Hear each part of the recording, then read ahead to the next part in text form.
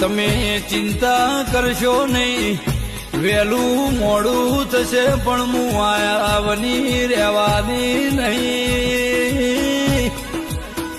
એ હું આય એટલે જગત જોવાને હરશે. શ્યામના શ્યામાડે ભૂસાવટ થશે. કોમની માતા જાગતી સૈનાથી શેટા રહેજો. એવા થૂંકનો મારું તો માતા નહીં લ્યા.